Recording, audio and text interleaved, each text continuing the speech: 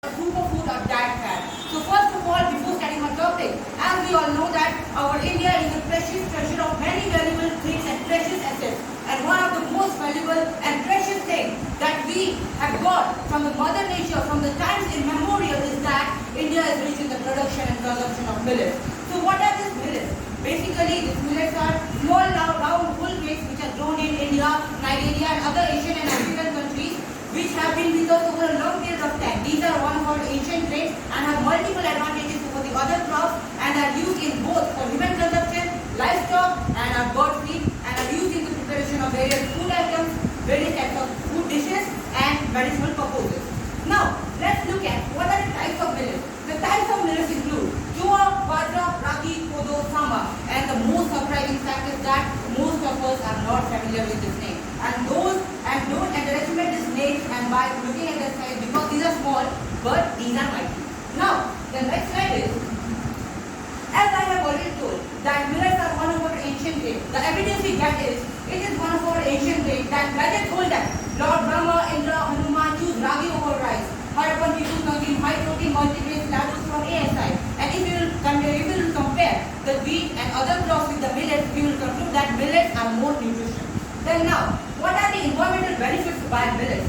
This is drought resistance, grow in adverse climatic conditions, grow requires less water, then natural resistance to pests and diseases, great for soil health, good for farmer, preserved for long-term storage. As it requires less water during its cultivation period, it grows in a very short cultivation time, and if we can preserve this and it can retain many profits to the individual who grows it, whether it is rich or poor. And now let's move to the next slide. Then, why millets can be considered as a superfood? Millets can be considered as a superfood because these are more and more nutritive. Because it contains 119 kilocalories, which includes copper, manganese, magnesium, phosphorus, zinc, iron, selenium, and with vitamins such as B1, B3, B2, B9, B5, and other B vitamins.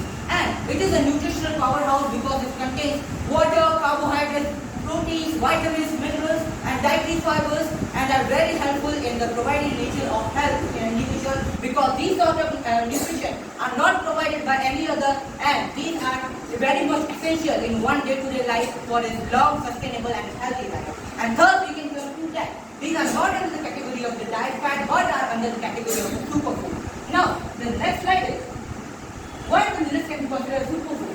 Because it contains a health benefit as it reduces cholesterol by 8%. It keeps our heart healthy and strong. It helps to lose the weight. It boosts our energy. It promotes the weight gain. It helps to reduce glucose by 12 to 15%. Then it is rich in antioxidants, rich source of vitamins, minerals, and proteins. It supports the bone health and it contains calcium and phosphorus, which are made up of which bones require to make. Then it is high in fiber and support the digestive system, and it is gluten-free, which helps to make it that in the digestion of proper education. Then next slide is, what can be the conclusion drawn from here? The conclusion is that what are the application of millet? That it is a very nutritive food as compared to that of the rice and wheat and many other crops. These provide all certain essential nutrients which are secondly and essentially required by an individual in a day-to-day life for performing and for his growth, sustainable life and a long and a healthy life. Millets are used in the food industries like preparing of bread, cookies, muffins, chapatis, biscuits, and in our daily life, such as millets in our daily life are khichdi, idli, dosa, kheer, laddus, and etc. and all.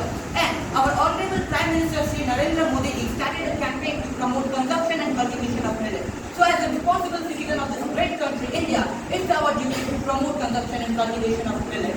And the United Nations General Assembly at its 75th session declared 2023 as the International Year of Millet, and its theme was harnessing the untapped potential of millet for food security, nutrition, and sustainable agriculture. And with this, we can conclude that millets are not under the category of diet fat, but are under the category of superfood, and we should promote the consumption and cultivation of millet because this will not only help to revive our old what we can say, the food security, but also will help to revive our old tradition which have been with us over a long period of time. And with this we can conclude that and let the world recognize that what kind of superfood do we Indians have in the form of millet. And at last I want to say a few lines regarding this. कि वर्षों वर्ष जो हुआ नहीं वो इस बरस इस बार हो शिशुपाल के ग्रीव स्थल पर सुदर्शन का प्रहार हो मान सिंह सा तना है सुहाना पार हो, अस्वच्छता जो बनी है रावण तो राम का अवतार हो। स्वर्ग रहेंगे साफ हमेशा और मानवीय का समर्थन करें हमेशा, इस नारे का ऐलान करें और सचमुच सारे जहां से अच्छा अपना हिंदुस्तान करे, अपना हिंदुस्तान करे। And with this I conclude my topic. Thank you for listening me and that's all I have to say. Thank you everyone. जय हिंद, जय भारत।